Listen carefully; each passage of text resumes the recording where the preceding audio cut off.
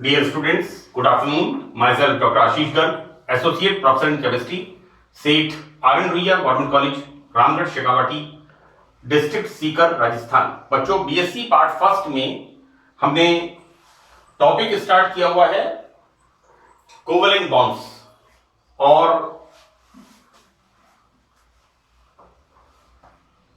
इसमें हमने second part में द्विध्रुव आघूर्ण डाइपोल मोमेंट हमने स्टार्ट किया था।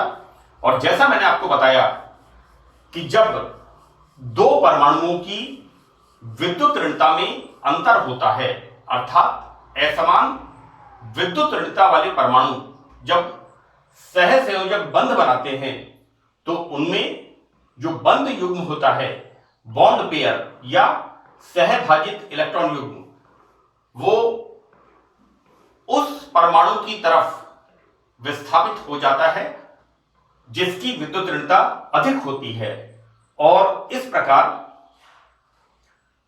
कम विद्युत ऋणता वाले परमाणु पर आंशिक धनावेश, पार्शियली पॉजिटिव चार्ज, एवं अधिक विद्युत ऋणता वाले परमाणु पर पार्शियली नेगेटिव, आंशिक ऋणावेश उत्पन्न होता है।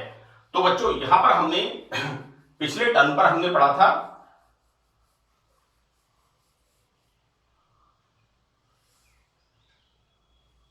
डाई एटॉमिक मॉलिक्यूल्स, दो परमाणु वाले अणु, डाई एटॉमिक मॉलिक्यूल्स में द्विध्रुव आघूर्ण। ये बच्चों मैं थर्ड पार्ट को कंटिन्यू कर रहा हूं यहां पर। अब हम पढ़ेंगे यहां पर बहु परमाणु अणुओं का द्विध्रुव आघूर्ण। ऐसे मॉलिक्यूल्स जो पॉलीएटॉमिक, अनेक परमाणुओं के बने, पॉलीएटॉमिक मॉलिक्यूल्स, ऐसे अणु जो अनेक परमाणुओं के बने हुए होते हैं और जिनकी विद्युत ऋणता में अंतर होता है, हम बच्चों यहां पर उनके अंदर डाइपोल मोमेंट्स की स्टडी करेंगे। इससे पहले मैंने आपको बताया था die atomic molecules, right.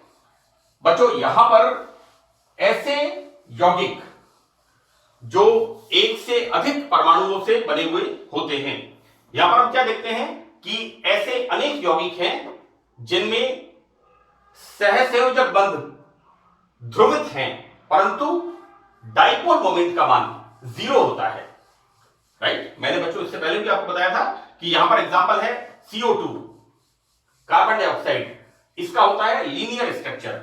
BF3, boron trifluoride, इसका स्ट्रक्चर होता है त्रिभुजीय संरचना। CCl4, टेट्राहेड्रल स्ट्रक्चर, और CH4। इन अणुओं में हम देखते क्या है, कार्बन डाइऑक्साइड में CO bond, electron negativity of oxygen is more than carbon. Next BF bond, BF3 के अंदर यहां पर बोरोन और फ्लोरीन का बंध, यहां पर भी फ्लोरीन की विद्युत ऋणता बोरोन की तुलना में अत्यधिक होती है। नेक्स्ट CCl4 में CCl बॉन्ड, बच्चों यहां पर भी विद्युत ऋणता का दोनों परमाणुओं में अंतर होता है। और नेक्स्ट मीथेन के अंदर हम बात करते हैं CH4 में कार्बन हाइड्रोजन एकल बंध की। तो बच्चों यहां पर ये बॉन्ड्स ध्रुवित तो होते हैं, पोलर बॉन्ड्स होते हैं, पर लेकिन इन अणुओं की ज्योमेट्री सिमेट्रिकल होने के कारण ये एक दूसरे के द्विध्रुव आघूर्ण को समाप्त कर देते हैं, अतः इनका डाइपोल मोमेंट 0 होता है। बच्चों यहां पर हमने स्टार्ट किया हुआ है मल्टी एटॉमिक मॉलिक्यूल्स में डाइपोल मोमेंट। हम यहां पर क्या देखते हैं, ऐसे बहुत से एग्जांपल हैं जिनमें परमाणुओं की विद्युत ऋणता में तो अंतर होता है, लेकिन इनकी ज्योमेट्री जो होती है वो कैसी होती है, सममित होती है, और वो क्या करते हैं, जैसे एक दूसरे के डाइपोल मोमेंट को समाप्त कर देते हैं। फॉर एग्जांपल कार्बन डाइऑक्साइड, यहां पर हम क्या देखते हैं, कार्बन एंड ऑक्सीजन, ये स्ट्रक्चर कैसा है, लीनियर, sp हाइब्रिडाइजेशन इसमें होता है। यहां हम क्या देखते हैं, कि कार्बन से ये ऑक्सीजन इलेक्ट्रॉन्स को इधर खींचता है, ये इलेक्ट्रॉन इधर अट्रैक्ट करता है, ऐसी स्थिति में इसका dipole moment 0। This is the tetrahedral structure like this. This is the tetrahedral structure. यहां पर 1 2 3 4 इस तरह से यहां पर 4 हाइड्रोजन जुड़े हुए हैं और क्या होता है यहां पर डायपोल मोमेंट 0। BF3 बच्चों, BF3 में क्या होता है कि fluorine is more electronegative than boron, right. ऐसी स्थिति में यहां पर ये तीनों बॉन्ड्स इलेक्ट्रॉन को खींचते हैं और बोरोन में यहां पर dipole moment 0। And the same example in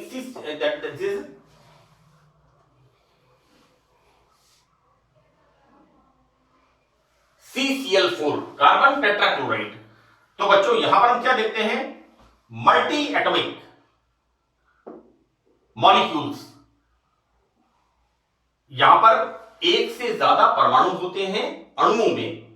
multi atomic molecules में डायपोल मोमेंट जब हम देखते हैं तो किस प्रकार हम देखते हैं कि इनके अंदर इनकी ज्यामिति सममित होने के कारण, सिमेट्रिकल होने के कारण ये एक दूसरे के डायपोल मोमेंट को निरस्त कर देते हैं और यहां पर इन अणुओं का डायपोल मोमेंट 0 होता है।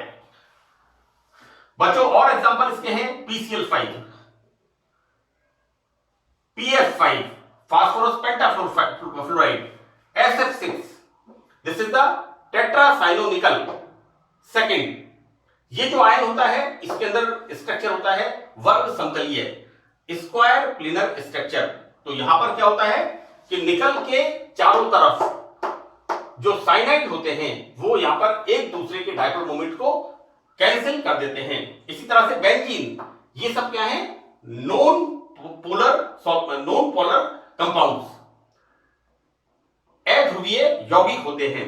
हालांकि इनमें ये यौगिक जिन तत्वों से, ये मॉलिक्यूल्स जिन तत्वों से बने हुए हैं उनके अंदर विद्युत ऋणता का अंतर होता है, लेकिन यहां पर जैसा हम देखते हैं कार्बन डाइऑक्साइड के अंदर एक दूसरे के डायपोल मोमेंट को ये कैंसिल कर देते हैं, निरस्त कर देते हैं। तो बच्चों यहां पर इन यौगिकों के अणु सममित होने के कारण इनका द्विध्रुव आघूर्ण 0 होता है। तो बच्चों ये तो हमने पढ़ा डायपोल मोमेंट के बारे में कि डायपोल मोमेंट क्या है। एक बात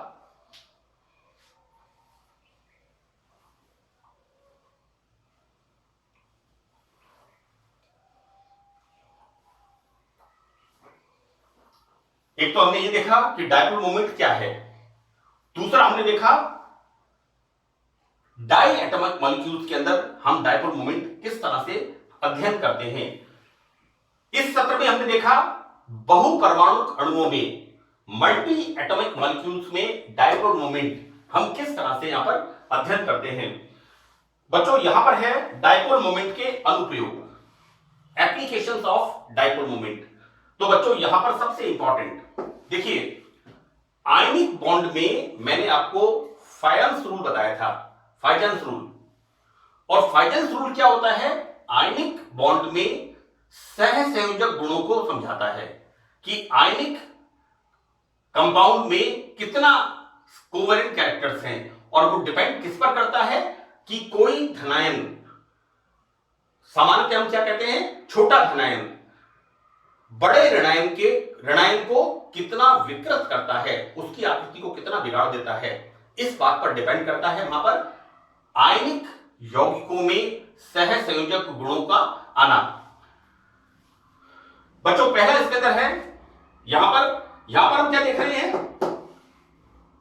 बच्चों, देखो मैंने आपको बताया कि आयनिक यौगिकों में सहसंयोजक गुणों को आना, इस बात को हम समझाते हैं फाइजेंस रूल से।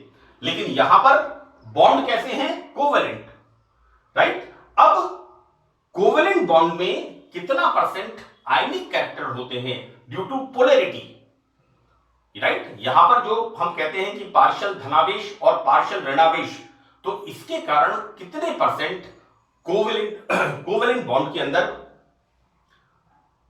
आयनिक कैरेक्टर आते हैं, इस बात को बच्चों डायपोल मोमेंट एक्सप्लेन करता है। हम क्या देखते हैं कि बंध में प्रतिशत लक्षण ज्ञात करना, कि कोवलेंट बॉन्ड में कितना परसेंट आयनिक कैरेक्टर हैं। तो बच्चों यहां देखते हैं हम कि दो परमाणु ए और बी, इनके मध्य बनने वाले रासायनिक बंध ए बी को हम 100% आयनिक मानकर, म्यू क्या है बच्चों, डायपोल मोमेंट। मैंने आपको इससे पहले बताया था म्यू बराबर ई इंटू डी। ई होता है चार्ज ऑन द डायपोल और डी होता है distance of the two nucleus. तो बच्चों यहां पर म्यू क्या है, म्यू थ्योरेटिकल, म्यू सैद्धांतिक है ना, सैद्धांतिक वैल्यू जो उसकी थ्योरेटिकल वैल्यू है उसकी हम गणना करते हैं। मैंने बच्चों ये बात आपको आयनिक कंपाउंड्स में बताई थी कि किस प्रकार से हम दो steps, step A and step B. Step A में क्या माना था, काल्पनिक पदों के द्वारा सोडियम क्लोराइड के बनने की संभवन ऊर्जा की गणना, heat of formation, that is the theoretical thing. But practically क्या होता था कि हम दो लेते हैं सोडियम और क्लोरीन और उनको हम एक बंद रिटार्ट में गर्म करते हैं, तो जो ऊर्जा बाहर निकलती है, right, that is the delta H2, heat of formation, right. यहां पर हम क्या कर रहे हैं, यहां पर हम पहले थ्योरेटिकल वैल्यू, बच्चों क्या मान रहे हैं हम कि जो बॉन्ड है डाई एटॉमिक मॉलिक्यूल का वो कैसा है, 100% आयनिक कैरेक्टर, 100% उसको आयनिक मान करके mu practical upon mu theoretical into 100। यहां पर म्यू प्रैक्टिकल का मान सीधे ज्ञात कर सकते हैं बच्चों, थ्योरेटिकल वैल्यू प्रैक्टिकल वैल्यू तो हम निकाल सकते हैं, जबकि ए बी के बंध 100% आयनिक मान करके थ्योरेटिकल की गणना करते हैं। बच्चों जैसा हमने आयनिक बॉन्ड में किया था, स्टेप बी के अंदर बॉन्ड हार्बर साइक्लिंग में भी किया था, और मैंने आयनिक बॉन्ड का फर्स्ट लेक्चर, देखो बेटा वहां दो स्टेप्स थे, एक था स्टेप 1 जिसको मैंने कैपिटल ए से लिखा था कि काल्पनिक पदों के द्वारा सोडियम क्लोराइड की हीट ऑफ फॉर्मेशन की संभवन, हीट ऑफ फॉर्मेशन संभवन ऊर्जा की गणना, और स्टेप बी क्या था, सोडियम क्लोराइड की संभवन ऊर्जा का प्रायोगिक मान, practical value of the heat of formation, sodium chloride की कितना यहां पर हीट ऑफ फॉर्मेशन बाहर निकलती है, इसको हमने कहा था -Q, राइट। तो बच्चों क्या होता है यहां पर, म्यू बराबर ई इंटू डी। मैंने आपको ये पहले भी बताया था और अभी भी मैंने आपको बताया था, यहां पर ये म्यू की बात की थी हमने, तो ई इंटू डी। बच्चों म्यू ई क्या है यहां पर, इलेक्ट्रॉनिक चार्ज, इसकी वैल्यू कितनी होती है, 4.803 इंटू 10⁻⁻10 ESU, राइट। डी क्या है यहां पर, बॉन्ड लेंथ। हम जिस भी यौगिक का ज्ञात करना चाहते हैं उसके कैटायन पार्शियली पॉजिटिव और पार्शियली नेगेटिव न्यूक्लियस का डिस्टेंस क्या है। तो बच्चों यहां पर हम बात करते हैं फॉर एग्जांपल HF में डी, बच्चों लाइक दिस, इसको हम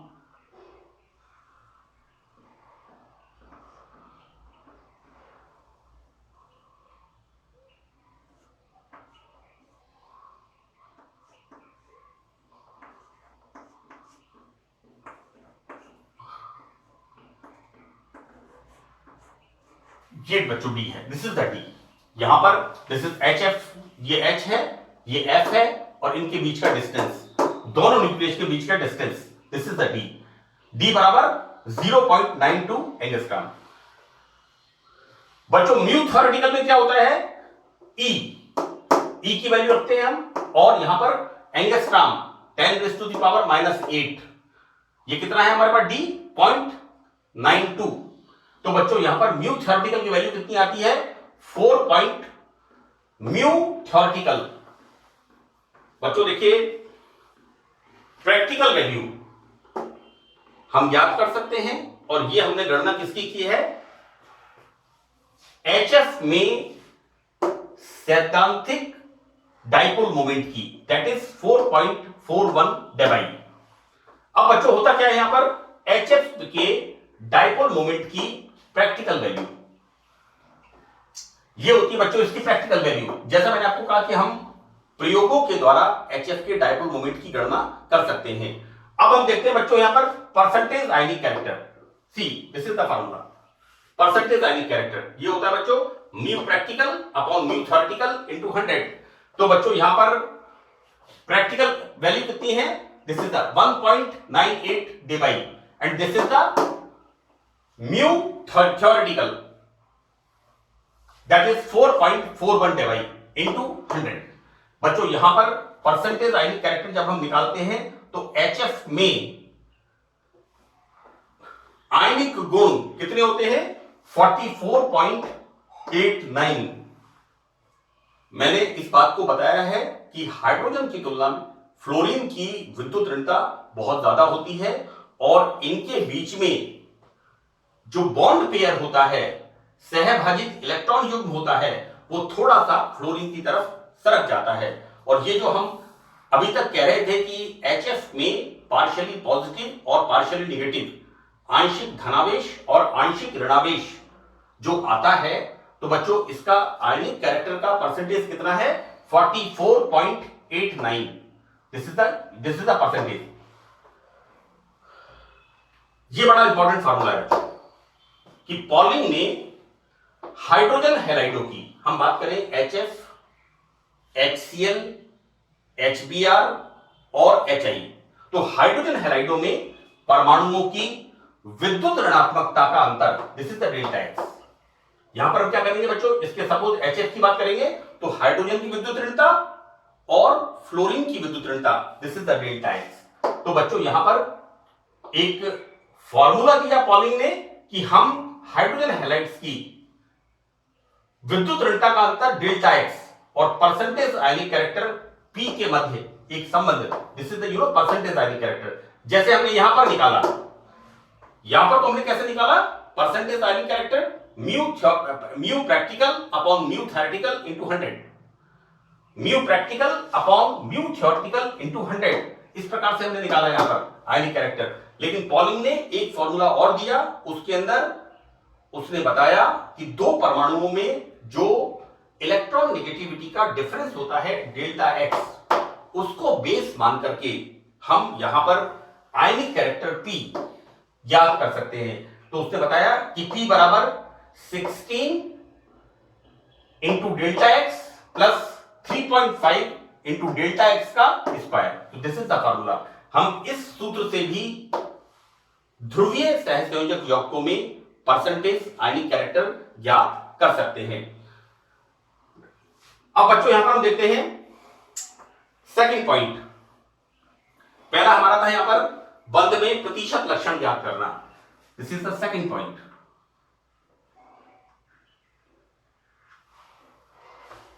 अणुओं की ज्यामिति, तो डाइपोल मोमेंट के द्वारा हम जो मॉलिक्यूल्स हैं उनकी ज्योमेट्री किस तरह की होगी, इस बात का भी हम पता लगा सकते हैं। तो बच्चों यहां पर सबसे पहले हम बात करते हैं सिमेट्रिकल पॉलीएटॉमिक मॉलिक्यूल्स, सममित बहुपरमाणु अणु। हम क्या देखते हैं कि सममित बहुपरमाणु अणुओं में ध्रुवीय लक्षण होने पर भी इनका परिणामी द्विध्रुव आघूर्ण नहीं होता, zero. C this is the point. यानी मोटी मोटी बात यह है कि हम द्विध्रुव आघूर्ण के माध्यम से अणुओं की ज्यामिति ज्ञात कर सकते हैं, राइट। यहां पर हम देखते क्या है कि सिमेट्रिकल पॉलीएटॉमिक मॉलिक्यूल्स में पोलर कैरेक्टर्स होने पर भी इनका कोई रिजल्टेंट डाइपोल मोमेंट नहीं होता। दैट इज एग्जांपल है CO2, CS2, C6H6, PCl5, you know all these examples, ये जितने भी एग्जांपल्स हैं। यानी कहने का मतलब है ये इसका एक एप्लीकेशन है कि हम पॉलीएटॉमिक मॉलिक्यूल्स में उनकी ज्योमेट्री, अगर डाइपोल मोमेंट जीरो है, इसका मतलब यहां पर पॉलीएटॉमिक मॉलिक्यूल कैसा है, सममित होता है, सिमेट्रिकल होता है। नाउ यहां पर सेकंड पॉइंट, ऐसे मॉलिक्यूल जो अनसिमेट्रिकल पॉलीएटॉमिक मॉलिक्यूल्स। बच्चों यहां पर हम बात करते हैं H2O की। वाटर के अणु में क्या होता है, ये बॉन्ड होते हैं OH बॉन्ड। तो यहां पर H2O अणु में दोनों OH बॉन्ड पोलराइज्ड होते हैं, ध्रुवित होते हैं। अब बच्चों इनके द्विध्रुव आघूर्ण का मान होता है 1.8C। दिस इज द, यहां पर लाइक दिस, और इसका किस तरफ से, इस तरफ, हाइड्रोजन से ऑक्सीजन की तरफ बच्चों, राइट। और वाटर के डायपोल मोमेंट का मान कितना है, 1.85 डेबाई। तो बच्चों यहां पर हम क्या कह सकते हैं कि H2O का स्ट्रक्चर लीनियर नहीं है CO2 की तरह, ये कैसा है, V आकार का, राइट। सेकंड हम देखते हैं क्या है यहां पर, SO2 सल्फर डाइऑक्साइड। तो बच्चों इसका डायपोल मोमेंट भी कितना होता है, 1.60 डेबाई C। यहां पर इस तरह से, बिकॉज सल्फर की इलेक्ट्रोनेगेटिविटी 2.5 इलेक्ट्रॉन वोल्ट है ना। देखो बेटा, sulphur, nitrogen and oxygen, sulphur की इलेक्ट्रोनेगेटिविटी 2.5 इलेक्ट्रॉन वोल्ट, नाइट्रोजन की electronegativity 3.0 electron volt and oxygen की इलेक्ट्रोनेगेटिविटी 3.5 इलेक्ट्रॉन वोल्ट। यहां पर हम क्या देखते हैं, SO2 में this oxygen is more electronegative than sulphur. तो किस तरफ होगा, विस्थापन बॉन्ड का इस तरफ, और यहां पर इसका डायपोल मोमेंट कितना होगा, 1.60 डेबाई। बच्चों मैं इसको अणुओं की ज्यामिति, इसको मैं कंटिन्यू करूंगा पार्ट 4 के अंदर, राइट। तो बच्चों इस सत्र में, पार्ट 3 में इतना ही। और मैं आपको बता दूं कि डायपोल मोमेंट के लिए एग्जाम के अंदर शॉर्ट नोट पूछते हैं। तो बच्चों अगर शॉर्ट नोट आपका 2 मार्क्स का है तो आपको ये सारा मैटर इसमें लिखना होगा। बहुत सिंपल एग्जांपल्स हैं। मैं आपको एक बात बता दूं, इनमें लगभग 75% एग्जांपल्स आप 11th 12th क्लास में पढ़ते हुए आ रहे हैं। Carbon dioxide, BF3, like CCl4, like CH4, इनके एग्जांपल्स हम 11th 12th क्लास में, तो ये बहुत आसानी से याद हो जाएगा।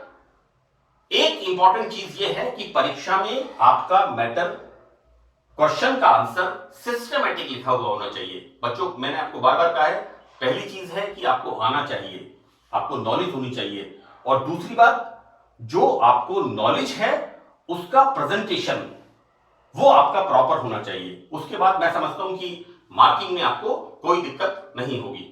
तो बच्चों I try my best in this lecture. So that's all the lecture. Thank you.